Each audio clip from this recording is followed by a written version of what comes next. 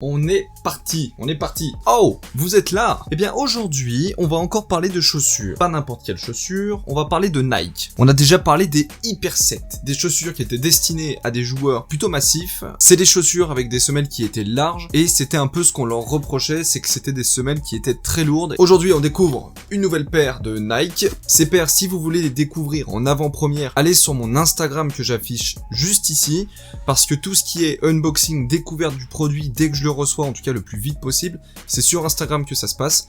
Ici, on est plutôt sur la partie technique, sportive de la chose. Alors, ici, qu'est-ce qu'on retrouve? Nike Zoom Hyper Speed Court. Je suis en collaboration avec Handball Store, ils m'envoient des produits, je fais des petits retours dessus, j'en parle, je fais des vidéos, etc. Par contre, tout ce qui va être dans cette vidéo, ça va être un point de vue purement objectif. On va dire ce qui nous plaît, on va dire ce qui nous plaît pas. Premièrement, tout ce qui va être matériaux utilisés, tout ce qui va être, on va dire, esthétique, vous retrouvez sur Instagram, j'en parle déjà dans la vidéo, donc on va pas revenir sur cette partie-là.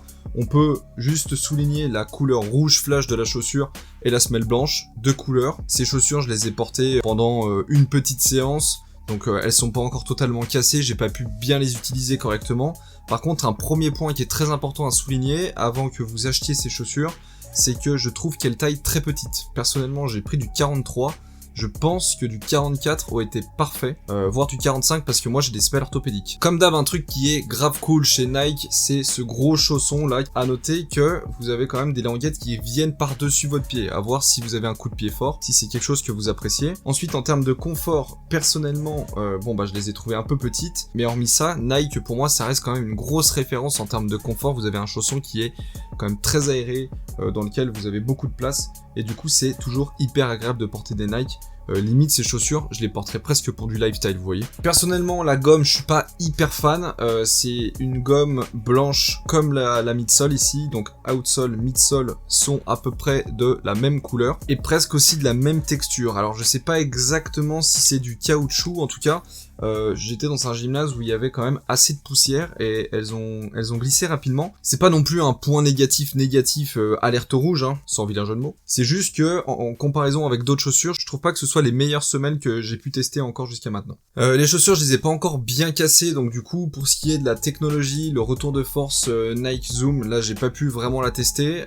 Par contre, le talon étant assez surélevé comme vous pouvez le voir, c'est quand même une chaussure qui est quand même vachement agréable pour un poste d'arrière où on n'a pas besoin non plus de beaucoup de légèreté, mais avec quand même une amplitude pour favoriser le geste d'extension. Contrairement à la Hyper 7 qu'on a pu tester dans la vidéo précédente, c'est une chaussure qui est plutôt légère, et là où je conseillais plutôt la Hyper 7 pour des postes de pivot ou d'arrière, cette chaussure je m'orienterais plutôt sur des postes ailier arrière, demi-centre aussi, en tout cas des joueurs qui sont plutôt explosifs. Le maintien qui est ici, là, le maintien un peu particulier de Nike, cette languette qui fait partie du chausson, est quand même assez particulier, donc je pense vraiment qu'il faut tester pour vraiment se faire une idée. Il y en a qui aiment, il y en a qui aiment pas. Moi personnellement, c'est pas ce que je préfère. Pour ce qui va être des vieillissements, tout ce que je peux vous dire, c'est que les matériaux qui sont dessous, donc le mesh, le plastique, les renforcements sur les lacets, et puis l'épaisseur de la semelle, c'est quand même gage de qualité. Je pense très honnêtement que c'est pas une chaussure qui vieillisse mal. Un truc qui est hyper important à souligner, très important quand on achète une chaussure, c'est le prix. Ça fait partie des chaussures les moins chères qu'on a testé sur la chaîne, voire la moins chère de la chaîne, à vérifier. La chaussure est à 80 €, avec les soldes elle doit être à beaucoup moins en ce moment. Donc voilà un petit récap de cette chaussure. C'est important que vous ayez bien toutes les données avant de vous lancer dans l'achat d'une chaussure. On se fait un petit récap avant de vous laisser. Avantage, j'ai envie de vous dire, la légèreté et la polyvalence de la chaussure. Légèreté parce que les matériaux sont quand même très fins,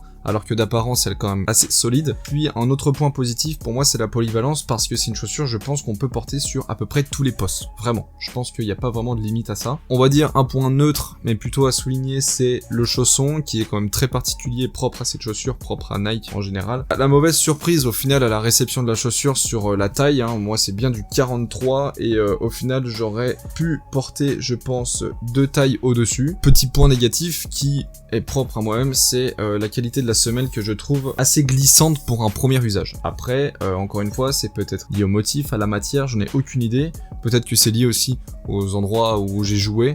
J'ai joué dans 2 gymnases qui étaient quand même un petit peu poussiéreux. À voir avec vos retours. D'ailleurs, en parlant de retours, n'hésitez pas en commentaire s'il y en a qui ont cop la paire, s'il y en a qui ont des retours, ou alors s'il y en a qui ont des questions, à m'écrire ça en commentaire, je réponds vraiment à tous les commentaires, il n'y a aucun problème pour ça. Avant de vous laisser, un petit message très important, n'oubliez pas de vous abonner à la chaîne et d'activer la cloche. Pourquoi ça? Parce qu'en fait, quand vous activez la cloche, ça vous envoie des petites notifications quand je sors une vidéo. Donc si vous voulez développer la chaîne, si vous voulez m'aider un peu dans tout ça, n'hésitez pas à activer la cloche et puis à en parler autour de vous, ça me filera un max de force. Sur ce les amis, je vous laisse, je vous dis ciao, on se retrouve très vite pour l'essai d'une autre chaussure, avec pareil des petits plans, des petites vidéos. Je sais qu'en ce moment c'est un peu délicat parce que l'handball est arrêté, mais ça n'empêche pas de prévoir, d'anticiper pour la saison qui arrive. Et surtout n'oubliez pas, ciao.